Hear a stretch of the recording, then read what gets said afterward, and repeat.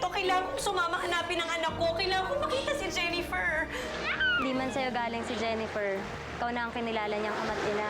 Wala akong nakikita ang masama sa ginagawa mo. Kidnapin ko na ba si Ma'am Sandra? Siyempre, huwag muna ngayon. Nakalerto pa yung mga yun eh. Hanapin niyo muna si Manny tsaka si Jennifer. Si Manny, ang tagal nang wala dito nung umalis na yun dito. Kasama yung ampun niya. Bakit, Jennifer? Hindi ka ba masaya na ako kasama mo dito? Mas gusto mo si Sandra? Pakatawanan mo yung desisyon mo, Manny. Sabihin mo sa mga magulang niya na di mo nasolo yung anak nila. Sandra, patawad. Hindi na kami babalik dyan. Bakit sa dinami-dami naman ang pwedeng makakuha sa anak ko? Bakit naman kailangan si Manny pa? Tayong dalawa na lang ulit magkasama, ha? Sana balang araw magkita ulit kami para makapagsalamat ako sa kanila sa mga kabaitan na binigay nila sa atin.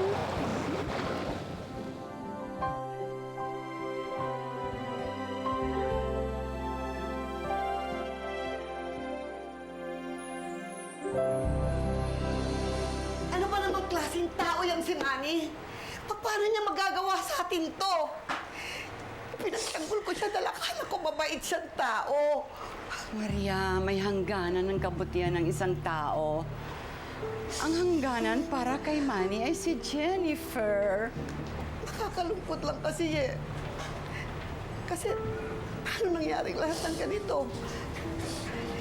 Ana, hindi ba? Pwede naman siyang maging ama ni Jennifer. Pangalawang ama. Lalaban ako, Lola. Hindi ako papayag na mawala ulit sa akin si Jennifer.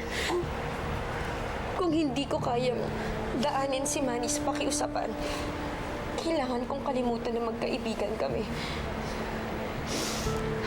Nasa likod mo ako, Iha.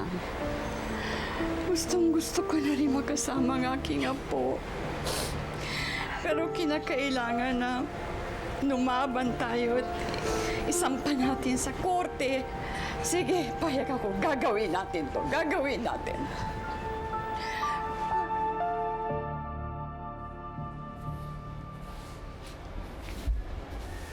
Pare, tumawag si Manny. Ang sabi niya hindi daw niya isusoli si Jennifer. Pare, ang gulo naman ng buhay ninyo. Nakita nyo na ang iradera nyo ni Sandra. Tinangay naman. Saka isa pa, wala na rin siyang mamanahin. Alam mo pare, hindi ko naman pinangarap na mabalik ang lahat ng nawala sa amin eh. Ang gusto ko lang, mawala lahat na nanggugulo sa amin at saka mabuong pamilya namin. Yun lang ang importante sa akin. Pero kailangan nyo ng pera para matupad ang mga pangarap ninyo. Yun ang katotohanan ng buhay, Jacob. Pag wala kang pera, wala kang kwenta sa mundong to.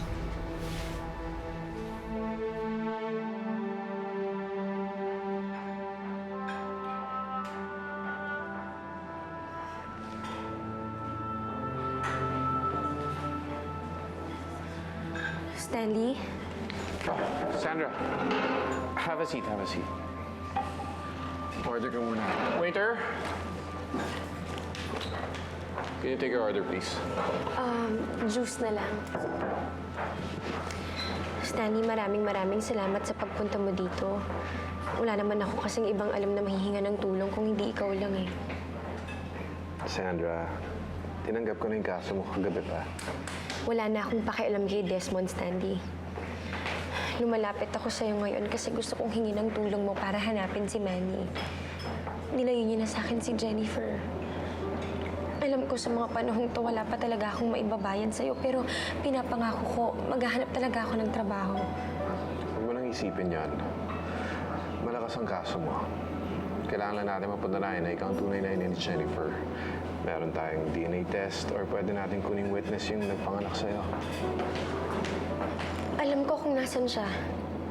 That's good. At di pwede na sampahan ng kidnapping case si Manny para maglabas na ng arrest warrant laban sa kanya. Kidnapping? Kailangan ba talaga may mga ganun pa? Sandra, kapag may warrant of arrest, mas mapapadali at mapapabilis ang pagharap mo kay Jennifer. Yan naman ang gusto mo, di ba?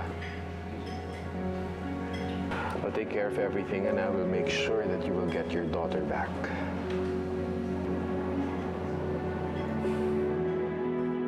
I'm sure magsusumbong yung mga yun sa pulis. Anytime, may darating na pulis dito at huhulihin ako. Let it be noted, Claire. Kapag nangyari yung kasalanan mo to. Ayoko na, Desmond. Hindi na kaya ng konsensya ko. Iiwan na kita.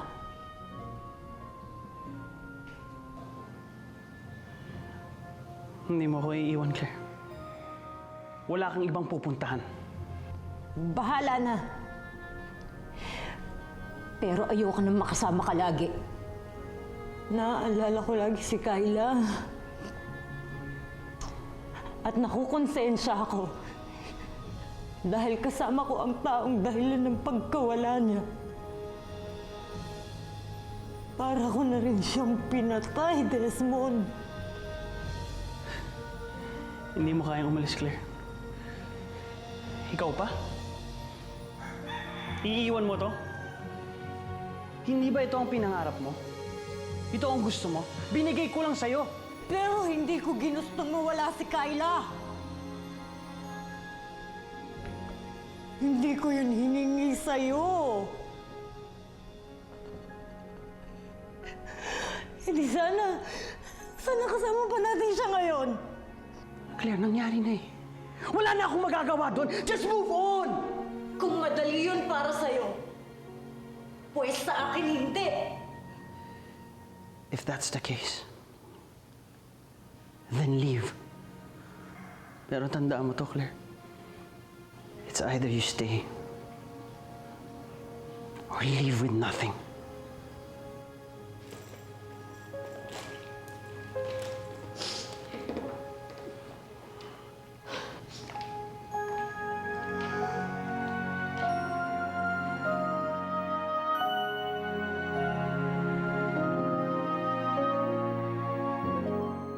Every time we're starting over, may masamang nangyayari. Ewan ko ba?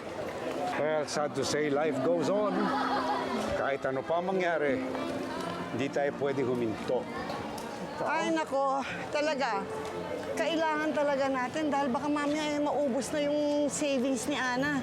Buti kaya tumingin-tingin na tayo ng pwesto, Ana. Alam mo, Maria, I feel so sad talaga. Kung nangyari lang ito before, aba, I can always use my money. Matutulungan ko kayong lahat, hindi ba? Eh, wala na eh.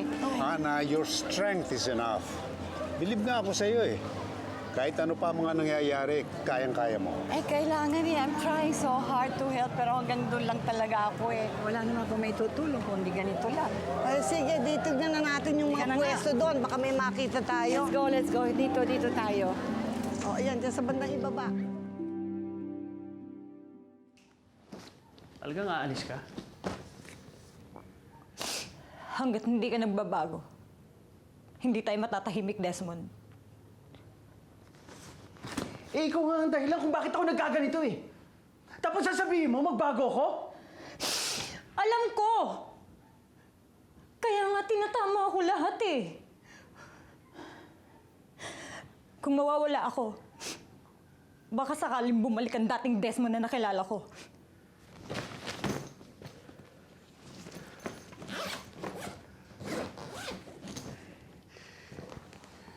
Sige na, umalis ka. Pero huwag kang magpapakita sa akin.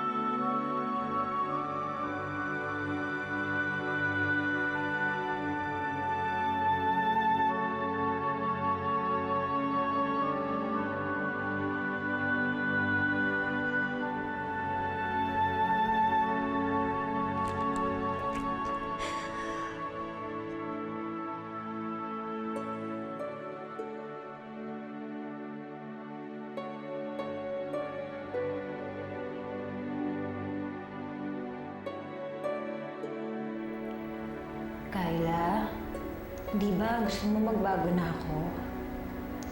Ginagawa ko na yung gusto mo, anak. Sana natutuwa ka kay Mami kung nasan ka man ngayon.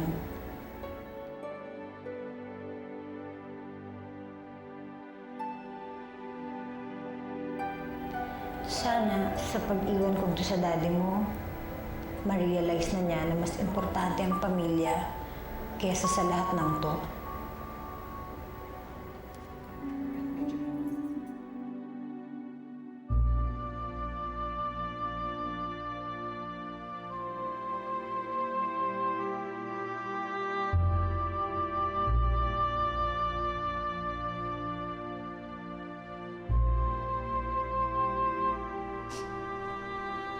Kayo nang bahala sa sir niyo, ha? Opo, ma'am. Alagaan niyo siya. Opo. Ano?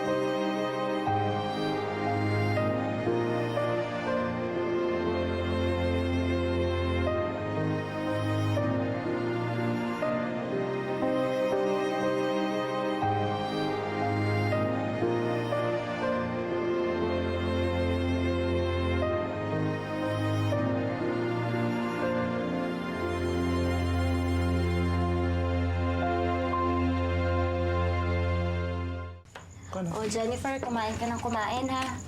Ano, masarap ba yung daing? Opo, paborito ko nga po to eh. Sige, sige. Ay, nako. Yung anak ko, walang pinipili yan. Lahat kinakain. Swerte nga ako dyan eh. Diba? Tay, Po? saan po kayo nakilala ni Tito Nonoy? Alam mo, Jennifer, ang bait ng tatay mo. Siya nagpaaral sa akin sa kolehiyo. Babarkada ako ng dati, pero dahil sa kanya, bumait ako. Teacher niyo po si tatay?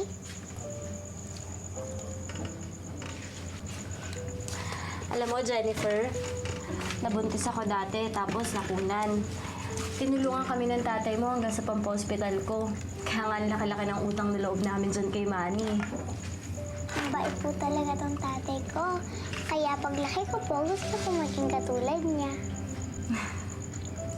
Alam mo, hindi ka lang maganda, bolera ka pa. Totoo naman po eh. Nabolera ka? Hindi, maganda ako.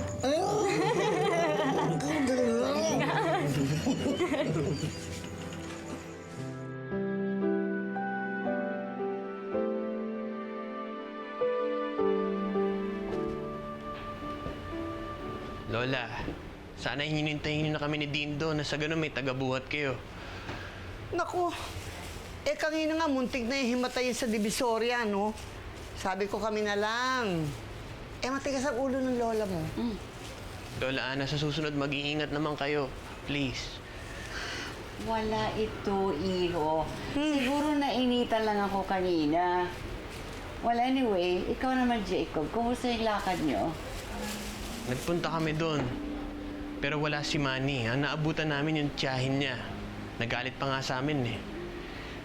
Siya nga pala, nasan si Sandra?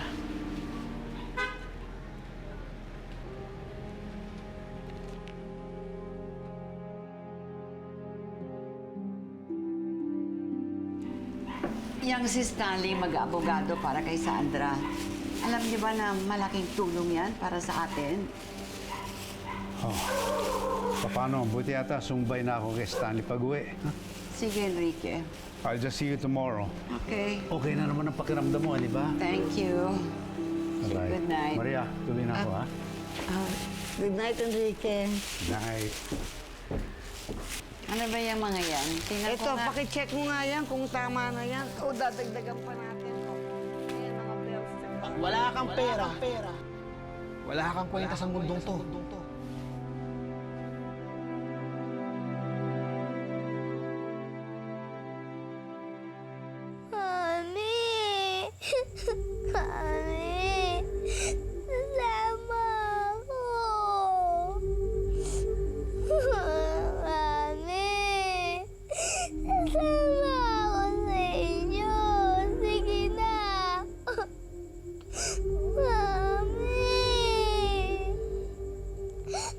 Jennifer? Jennifer? Anak, gising. Nananaginip ka. Gising, anak. Masama bang panaginip mo? Tay, nakita ko po yung mami ko. Kitang-kita ko po yung mukha niya.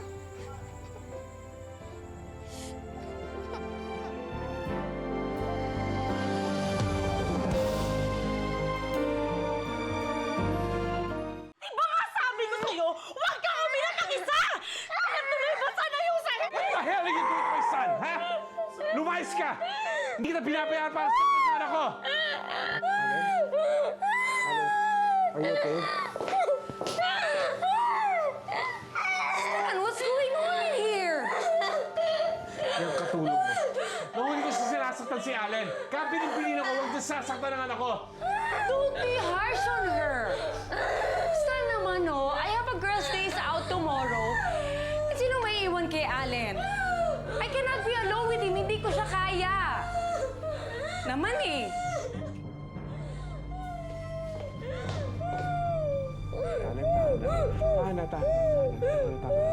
Tama na. Nandito na si Daddy. Don't worry.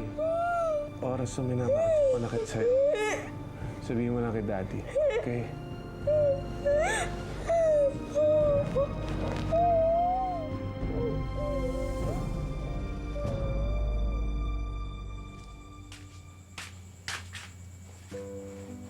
Ito, anak. Nakatubig.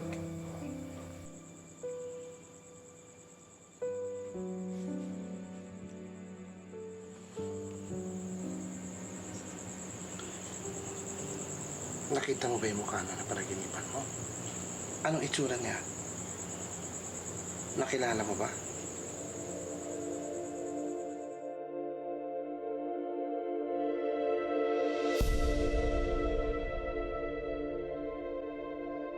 Mami? Mami, sasama ako.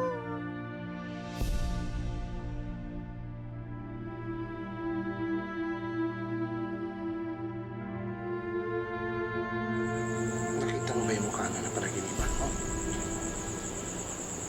Maganda po siya. Mukha po siyang mabait. Tsaka inaabot niya po kami po. Kaso alam po. Nagising kita. Sorry, Maganda pala yung panaginip mo eh. Tay, matutulog po ulit ako. Baka sakaling matuloy ulit yung panaginip ko.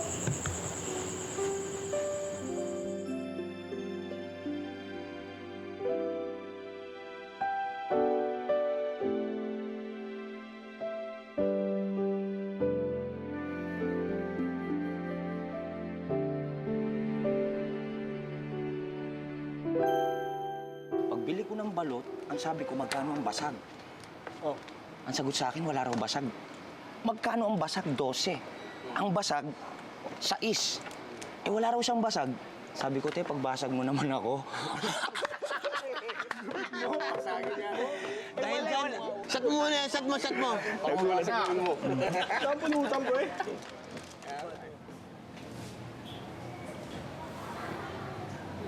Sandra, Iha, sigurado ka na ba talaga na hindi mo na ihahamla si Desmond? Lola, alam ko hong maraming dapat pagbayaran si Desmond ngayon. Kasama na doon ang pagkamatay ni TJ tsaka ni Kyla. Pero darating ho ang tamang panahon para pagbayaran ni Desmond ang lahat ng yun sa ibang paraan. Sa ngayon kasi, Lola, wala po talaga akong ibang iniisip kung di ang makita si Jennifer. I understand. One at a time. But still try to take her back, okay? In the meantime, Iha, kailangan patuloy pa rin ang buhay, di ba? Lola, gusto ko nga ho palang mag-apply ng trabaho para naman kahit papano maibalik ko kay Stanley lahat ng serbisyong ginagawa niya para sa atin. Okay yun. Kami naman, good news, meron na kami nakuhang pwesto sa Tiangge. Maganda siya. Bukas babalik kami doon ni Maria para ayusin. Alam mo naman, magpapasko na, kailangan maganda yung lugar natin doon. Sige ho, Lola. Pagkatapos kong mag-apply ng trabaho, didiretso po ako doon para naman ho makatulong ako sa inyo. Okay, gusto ko yan. Asahan ko bukas tutulungan mo kami. Magpahinga ka na rin para tayong lahat malakas bukas. Sige. Good night, Lola. Good night. Ayoko siyang makita. Ayaw mo yan. Mayabang siya porque maganda ang kotse niya. Nagjejeling ka lang eh. Anong nagjejeling? Nagseselos! Hindi ako nagsiselos. Nako, mag-ingat ka. Baka juwain nun si Sandra. Patay tayo dyan. Anong jowain? Jowain, ibig sabihin gusto niya mag-isyota si Sandra. Yan. Girlfriend, kaibigan, at Kalabing lang. Hindi ako papayag. Hindi ako papayag. Jeling, oh. Jeling. Jeling lang yan, pare. Jeling to. Papayag ka na, pare.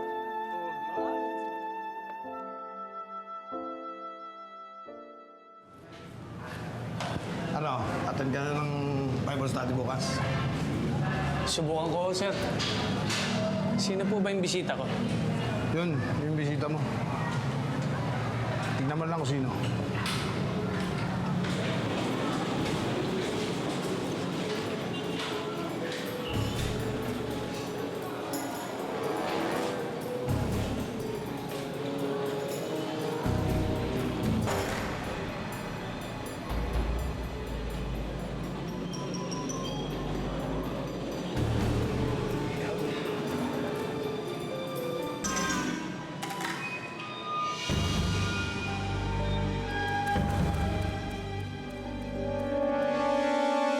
Dati kang nurse?